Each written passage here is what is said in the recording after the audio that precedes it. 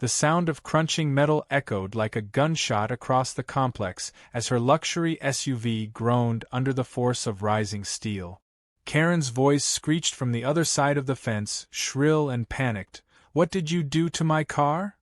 The hydraulic Bollard, now firmly wedged through her undercarriage, stood gleaming in the daylight like Excalibur buried in a V8 engine.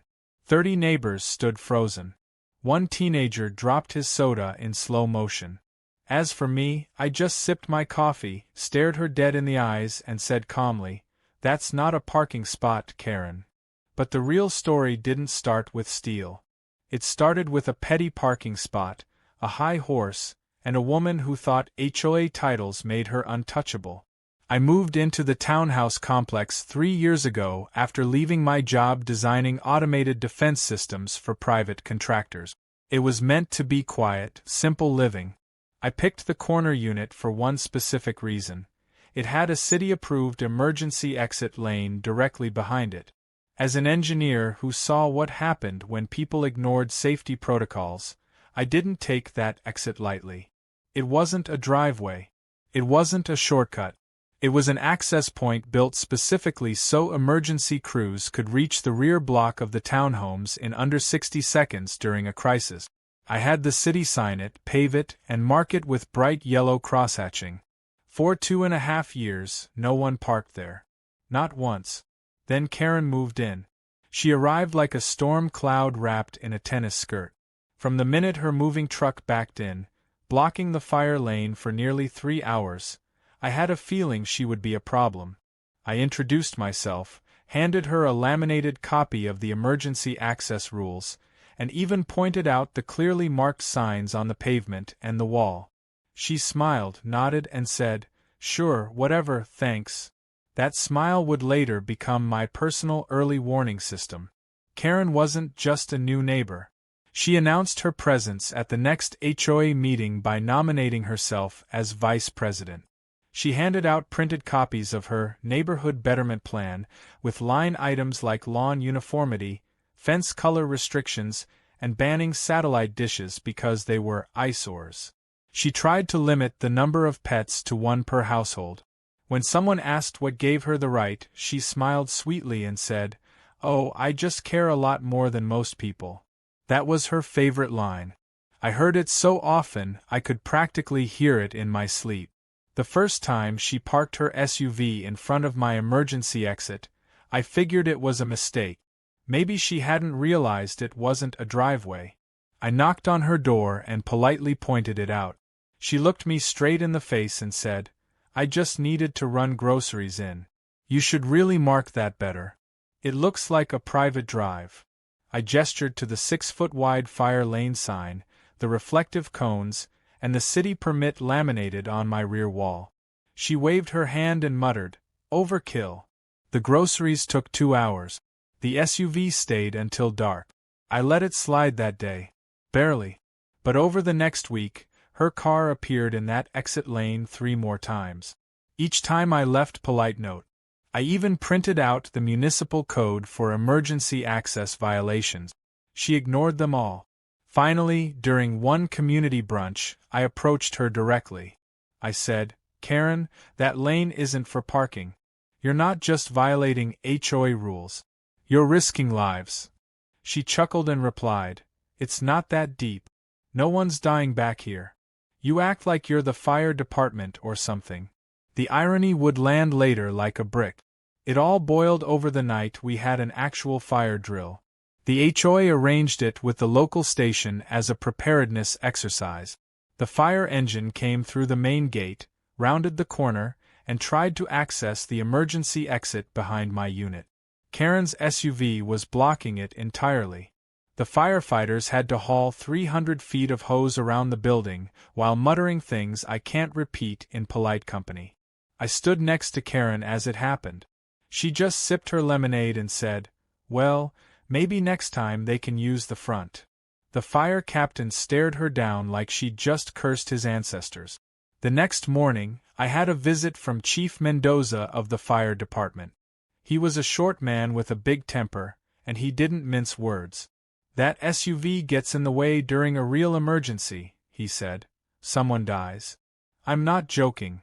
He handed me an official letter recommending physical deterrents for the exit, preferably retractable, city-compliant ones.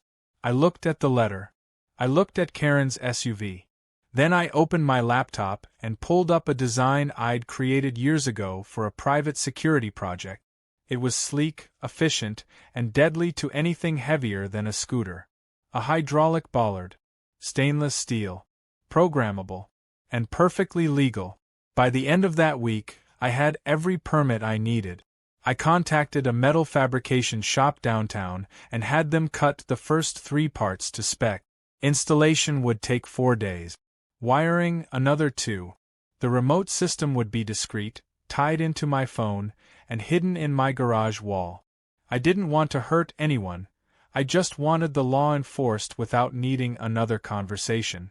Karen, however, wasn't done testing me. The day the contractors arrived to dig the initial trench, Karen strutted out in a visor and clipboard like she was commanding a platoon. "Excuse me," she barked. "You can't dig here without HOA approval." I showed her the city permits and explained the function. Her eyes narrowed. "You're installing traps now?" she snapped. "Is this even safe? What if someone accidentally parks there and it just impales their car?" I smiled and said, "Then they shouldn't be parking in a marked emergency exit." That night, I got an email from the HOA. Fines. Several. Tall grass violation. Noise disturbance for the trenching crew. Unauthorized surveillance equipment, referring to my security cams that had been installed 2 years prior. All the complaints came from one person, Karen. I wasn't surprised. I had expected pushback.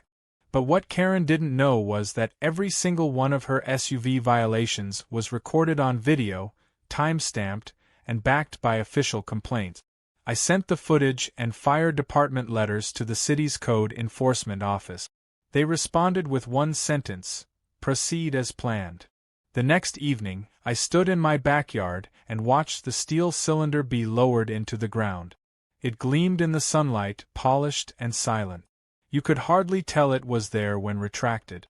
But with one signal, one press of a button, it could rise to full height in less than 3 seconds. And once it did, nothing parked illegally, would escape without a dent, a tow, and a very public lesson. What Karen didn't realize was that this wasn't just about a car. It was about what happens when someone confuses entitlement for authority, and a warning for weakness. And I was done warning. The morning after the Bollard was installed felt eerily calm, as if the neighborhood was holding its breath. I stood by the back gate, sipping black coffee while staring at the ground-level seam where the hydraulic post now rested. Sleek, subtle, deadly. It was the kind of engineering that didn't need to brag. It simply waited. A quiet sentinel with one job: protect that emergency lane from the entitled, the careless, and the chronically arrogant.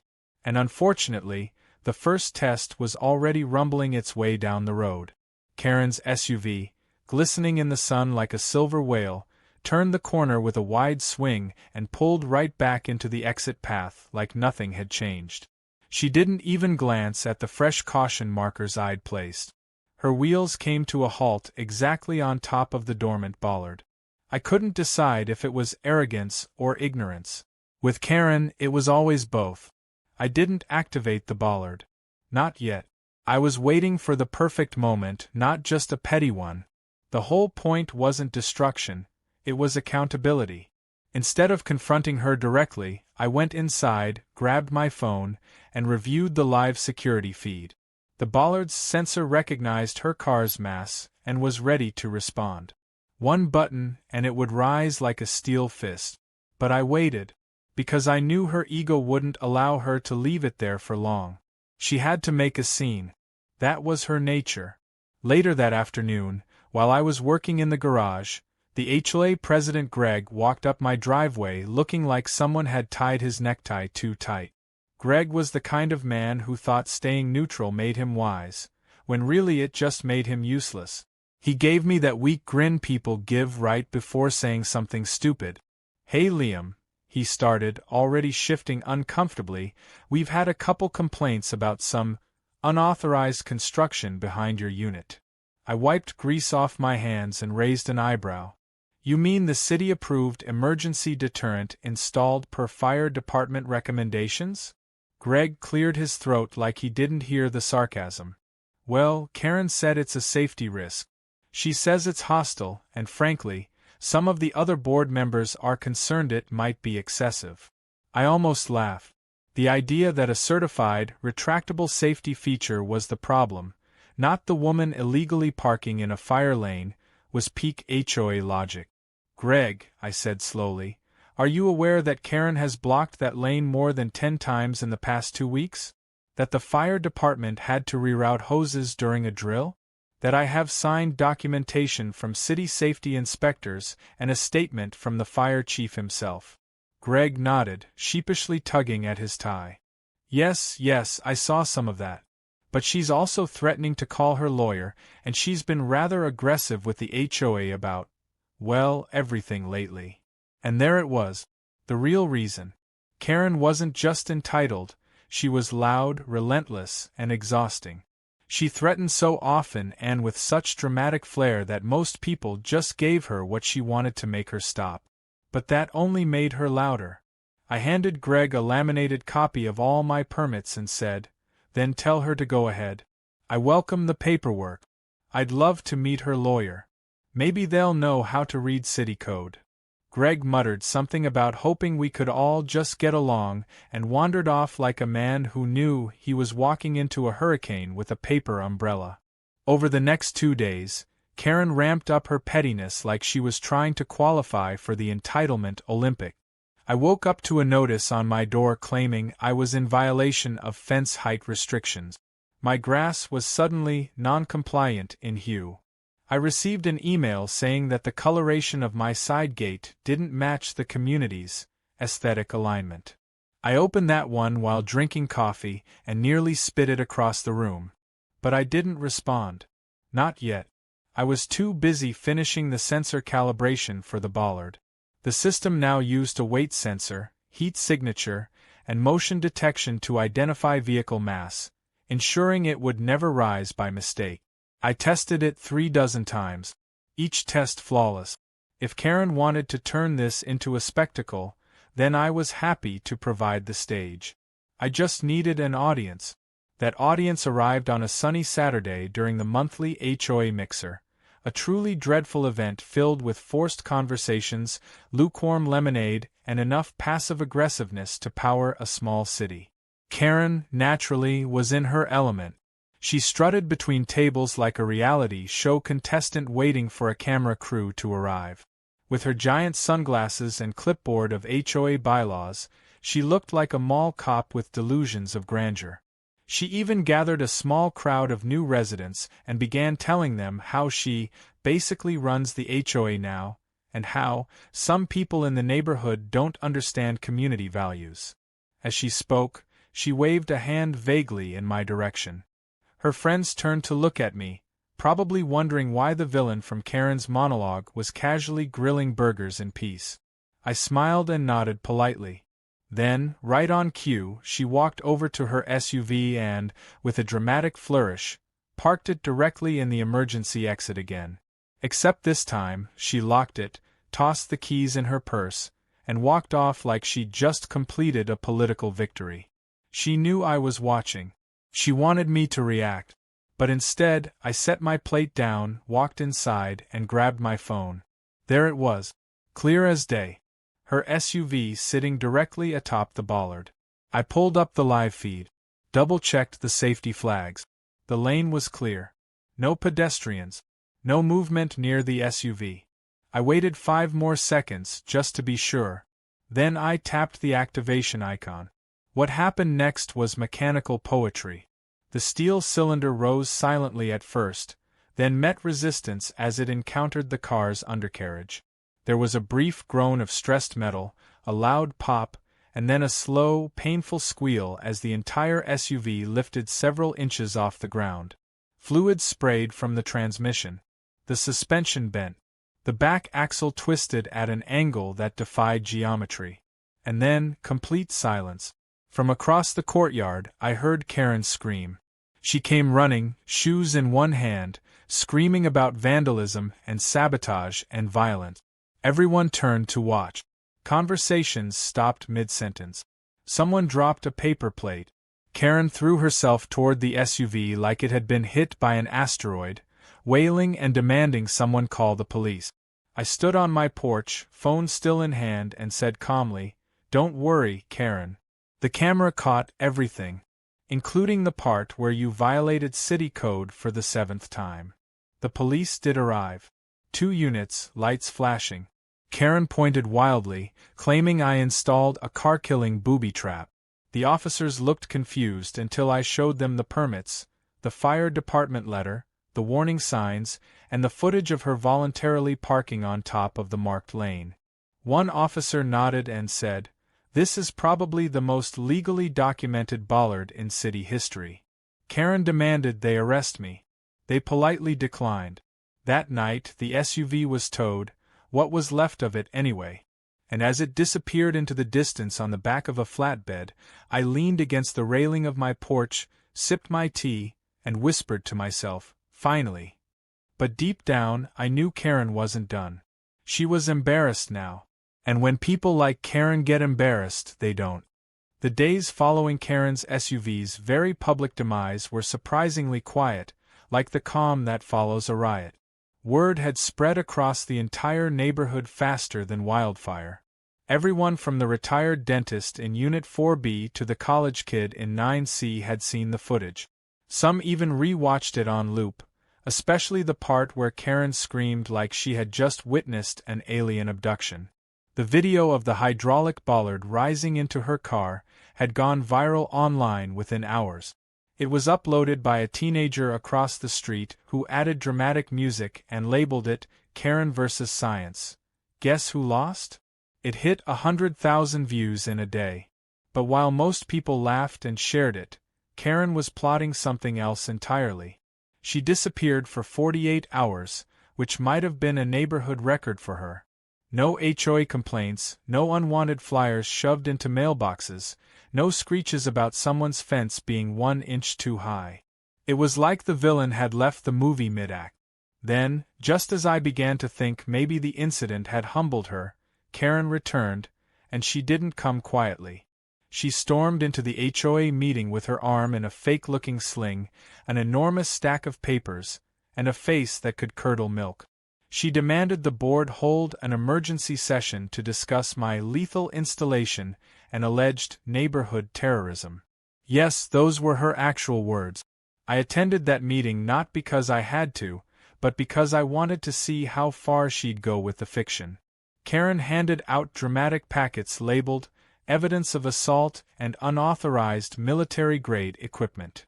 She claimed I had installed a hydraulic weapon with intent to cause vehicular harm. Her packet included a blurry screenshot of the Bollard mid-rise, complete with red arrows and bold font captions like it was a crime scene from a daytime court show. She even submitted a printed-out article about landmines as a comparison. At one point, she stood up, looked directly at me, and said with pure venom, "This man is dangerous. If he's allowed to continue modifying his property with booby traps, we'll be living in a war zone." I waited until the laughter died down before calmly addressing the board.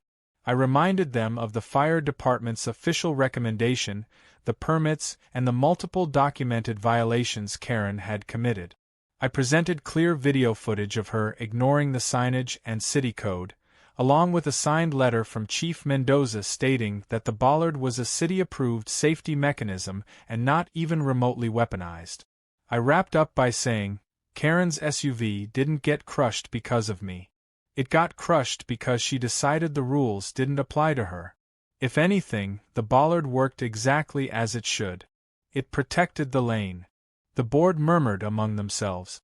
1 or 2 members actually thanked me for handling it without direct confrontation. But Karen wasn't satisfied.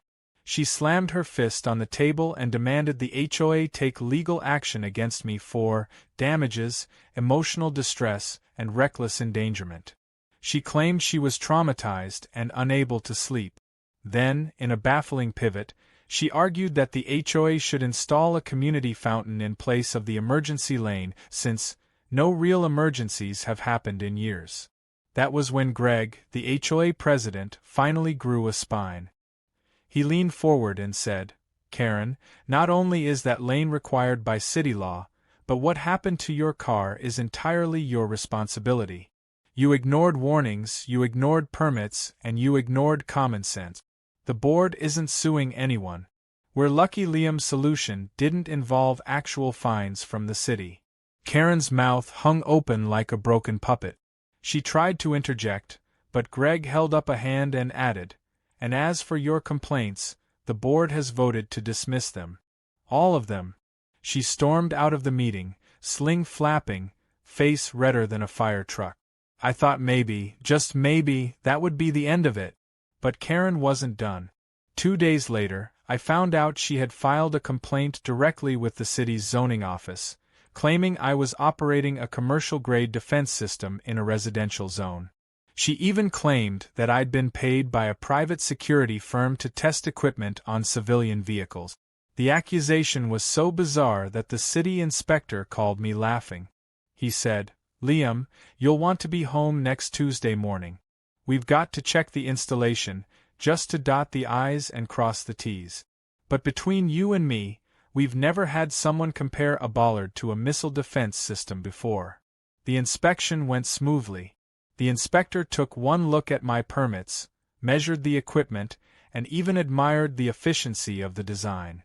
"If anything," he said, "more properties should use this. Stops delivery drivers from blocking fire lanes too." He filed his report within 24 hours and cleared me completely. Meanwhile, Karen's complaint was officially marked as unfounded and retaliatory. But even that didn't stop her next move. Late one evening, I returned home from the hardware store to find a small crowd gathered near my backyard fence. People were whispering and pointing at the emergency exit lane. I walked up cautiously, unsure what fresh drama had unfolded. And there it was, spray-painted across the pavement in red letters were the words, "Murderer Parking Enforcer." It was childish and dramatic, but the message was unmistakably hers. I checked the footage from my security camera. Clear as day, Karen, hood up, crouched with a can of spray paint at 3:14 a.m., looking like a low-budget cartoon villain. I filed a police report. The responding officer recognized her immediately. "We've had a few calls from this one," he muttered, shaking his head. The next morning, she received a fine for vandalism and a warning about trespassing. That same day, her freshly detailed rental car was towed for being parked in the red zone again, just 20 feet from the scene of the graffiti. This time, it wasn't even the Bollard. It was just a regular no-parking zone. Karen seemed incapable of learning, like she had mentally firewalled herself against consequence. But despite the chaos, something interesting started to happen. My neighbors, previously silent and afraid of her tantrums, began speaking up. One by one, they started reporting their own stories of Karen's bullying. People who had been fined unfairly, threatened with HOA violations for made-up infractions, harassed over garden decorations and porch furniture. A retired veteran named Mr. Henderson revealed Karen had once threatened to call the city on him for hosting suspicious backyard meetings, which were actually just poker night. Even Greg finally confessed that Karen had bullied him into enforcing rules that didn't exist. A petition quietly circulated among the residents, requesting an emergency vote to strip Karen of her HOA position due to misconduct and abuse of authority. Within 2 days, 75% of the residents had signed it. The vote was scheduled for the next HOA meeting. Word got around, and this time people showed up in record numbers. Karen, still puffed up with indignation, thought she was attending a meeting to discuss new landscaping ideas.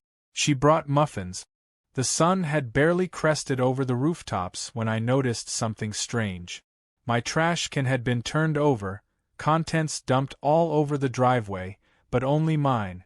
My neighbor's bins sat untouched like little soldiers lined up neatly along the curb. At first, I thought maybe raccoons had a midnight buffet, but then I noticed the security camera on my front porch had been tilted slightly upward. Not damaged, just repositioned, enough to miss the driveway entirely. It didn't take a genius to figure out who would go out of their way to sabotage my surveillance. Karen might have been booted from her HOA throne, but she wasn't going quietly into the night. If anything, she had entered her final form, the vengeful HOA exile with a vendetta and too much free time. I reviewed the backup security feed from the garage camera, and there she was, caught in infrared, hoodie pulled over her head like a cartoon burglar. She crept into my driveway at 2:47 a.m., used a stick to nudge the porch camera up, then turned over the trash bin with 2 solid kicks before walking away as if she had just delivered some Shakespearean vengeance. It would have been comical if it wasn't so incredibly pathetic. I saved the clip, backed it up twice, and emailed a copy to Officer Morales with the subject line, "Guess who's back at it?" Morales responded 5 minutes later with a simple sentence, "I'll handle it." The police warning that followed must have landed hard, because the next 2 days were weirdly peaceful. No sabotage, no passive-aggressive flyers, not even a single illegal parking attempt. For a second, I thought maybe reality had finally settled in for Karen. Maybe, after all the fines, the videos, the HOA humiliation, and the broken SUV, she had finally realized the fight wasn't worth it. But then the Real bomb dropped, not on my driveway but online. An anonymous blog post appeared on a local community watchdog site. It had a dramatic title in all caps, something like "Homeowner installs killer machine in family neighborhood." The post included photos of the hydraulic bollard, screen grabs from the viral video, and a heavily edited version of Karen's fake injury report. It claimed I had turned my property into a militarized danger zone and that the HOA had been bullied by a rogue engineer. The tone was laughable, filled with melodramatic language like weaponized machinery and engineered for destruction, but it wasn't the content that bothered me. It was the comment section. Within hours, people started chiming in. Most were locals who knew the real story and called it out as fake, but some outsiders latched on. A few anti-government conspiracy types started parroting the nonsense, talking about overreach, safety, and surveillance. One user even said, "This guy sounds like the Unabomber with a permit." That one made me laugh, but I knew it could spiral if left unchecked. Karen had made her next move, and this time she was trying to weaponize public opinion. If she couldn't beat me in court or with fines, she'd try to make me look like a public menace.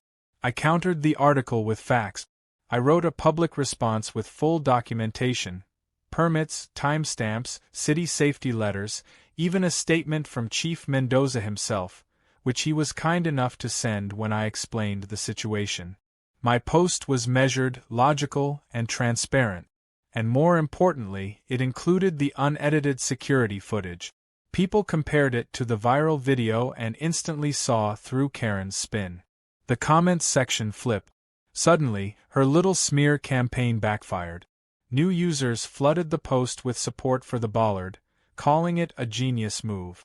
Someone even photoshopped a heroic movie poster that said, "The Bollard, Justice Rises." I wasn't sure whether to laugh or be mildly concerned by the fanbase it was gaining. But Karen wasn't done. She shifted tactics again. One night, I heard the clanking sound of metal on metal and raced out to find her with a crowbar in hand, standing over the Bollard like she was trying to extract gold from a rock. She had clearly lost all grip on subtlety. I shouted her name and she took off running, disappearing between the hedges and hopping a fence like a teenager sneaking out past curfew. I called the police again. This time, Officer Morales filed an official charge for attempted vandalism and property tampering. Karen was given a formal warning and told that one more incident would result in arrest. But honestly, that wasn't what shook me. What got to me was the look in her eyes during those few seconds before she fled. It wasn't anger. It wasn't even panic. It was desperation, pure and raw, like someone who knew they had lost everything but still needed to feel in control. I realized then that Karen wasn't just retaliating, she was unraveling. Her grip on reality, her ego, her status, they were all slipping. And the hydraulic bollard wasn't just a mechanical obstacle anymore. To her, it had become a symbol of everything she couldn't dominate. And then came the real test. That weekend, a major thunderstorm hit our area. Lightning, high winds, and sudden blackouts swept through the neighborhood like a force of nature fed up with everyone's drama. Around 2 a.m., a transformer blew on the east side of the complex. Sparks rained down like fireworks, and a loud pop echoed through the street. Within minutes, power went out across half the block. I grabbed my flashlight and stepped outside just as a faint plume of smoke rose from one of the units 2 rows behind mine. Someone was shouting for help. A child was crying. Then I heard it, a voice yelling, "They can't get through, someone blocked the front gate." That's when it hit me. The main access point had been jammed by a fallen branch. Emergency crews were trying to reroute. And the only other access? The emergency lane right behind my unit. My heart raced. I sprinted to the control panel, manually triggered the gate, and watched the hydraulic bollard drop instantly into the ground. Seconds later, headlights sliced through the darkness. A fire truck roared into the lane, tires splashing through shallow puddles. EMTs leapt out and raced toward the smoke. Within minutes, they had pulled 2 people from the building, including a toddler suffering from mild smoke inhalation. Neighbors stood in silence, watching the chaos unfold. A few people clapped. One even shouted, "Thank you, Liam." But I didn't feel like a hero. I just felt relieved that the lane had been clear, for once. And then, out of the corner of my eye, I saw Karen. She stood behind the fence line, wrapped in a raincoat, watching everything with a blank expression. No smugness. No excuses. Just the realization that the very exit she fought to block had just helped save a life. The next morning, she left a small box on my porch. Inside was a cupcake, a typed apology, and a note that said, simply, "I was wrong. You were right. I didn't say anything. I didn't post it. I didn't reply. I just left the box on the counter and went back to work, knowing full well that some wars don't end with parades. Sometimes they end with cupcakes and quiet realizations." The neighborhood changed after that night. The bollard stayed, permanently sanctioned, admired even. People started referring to it as the Gate Guardian. Kids loved it. One even asked if it had a name. The HOA replaced Karen. It had been a few weeks since the court ruling, and while Karen hadn't vanished from the neighborhood, she had retreated into a strange state of forced civility. She no longer barked at people for using the wrong flower pots or handed out flyers about lawn decor. The clipboard was gone, and so was her dominance over the HOA. She became almost spectral, floating in and out of view, always present but rarely speaking unless absolutely necessary. The silence, however, wasn't comforting. It was the kind of silence that hinted something was brewing. Something she hadn't given up on yet. And sure enough, trouble didn't stay buried for long. That trouble arrived in the form of a letter. Not just any letter, a citywide notification about an upcoming emergency response audit. The letter was standard procedure. Every few years, the city assessed the emergency accessibility of residential zone. But what caught my eye was the hand-scrawled note clipped to it, which simply read, "Might want to triple-check your safety masterpiece." It didn't take much deduction to realize who had submitted the request to initiate the audit early. Karen couldn't beat the bollard legally, so now she was trying to bury it under bureaucracy. I smiled to myself, amused by the desperation. What she didn't know was that I had anticipated this move months ago. I spent the next few days rechecking every sensor, relay, and emergency override. I ran diagnostics on the hydraulic pump, updated the fail-safes, and even invited the local fire department back for a voluntary demonstration. Chief Mendoza himself showed up, half out of curiosity and half for the entertainment value. He brought 2 other officers and a deputy from the city's code enforcement division. I walked them through the mechanics, showed them the documentation, and ran a live demonstration where the Bollard retracted in under 2 seconds when the fire engine approached. The chief gave a slow whistle and muttered, "This thing's smoother than half our gear."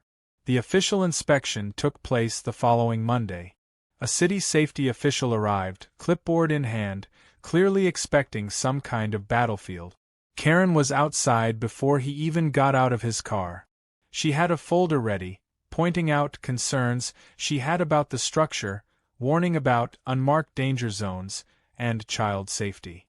She even staged her tiny dog to wander close to the emergency lane, hoping it would raise alarm about animal hazard. The inspector looked exhausted before we even began. I took him straight to the site, showed him the blueprints, the signed permits, the footage of the fire department's approval, and then let him test the system himself. He pressed the button. The Bollard rose smoothly. He pressed it again. It vanished below the surface like a disappearing act. He walked around it, tapped it with his foot, took a few notes, and nodded slowly.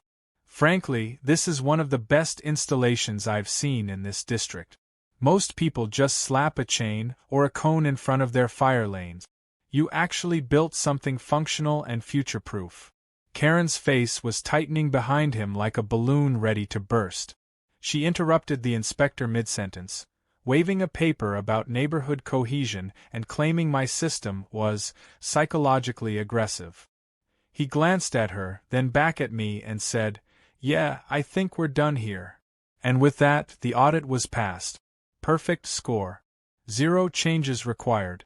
Karen didn't speak to me for 2 full days after that. She stopped pretending to be friendly, dropped the fake smiles, and retreated into her house like a queen banished from her throne. But life in the neighborhood had moved on. People had relaxed. Families used the courtyard again. The fire lane remained clear. For the first time since Karen had arrived, the place felt like a community again. And just when it seemed like the last ember of drama had flickered out, something real happened that tested everything I had built. It began with a summer storm. Not just wind and rain, but one of those rare inland lightning bursts that knocked out half the power grid. A transformer exploded near the corner of the block, setting off alarms and plunging the complex into darkness. I was at home when the radio lit up with alert. Then came the smell of smoke. Not from my house, but from the far end of the building where an old HVAC unit had shorted out and sparked a fire in one of the units. Sirens sounded within minutes, but the fire truck needed to reach the back of the row where the exit path sat. I ran outside, flashlight in hand, and cleared the emergency lane even though it was already empty. The rain was hammering down hard. People were stepping out of their homes, watching with concern. The glow of fire reflected in their windows. Karen was standing on her porch, eyes wide, clutching her phone but not dialing anyone. The truck turned the corner and made straight for the lane. For the first time, it had a completely clear shot. No obstructions, no arguments, no parked cars.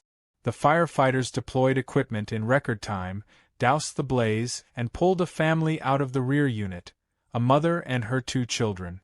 The kids were coughing but unharmed.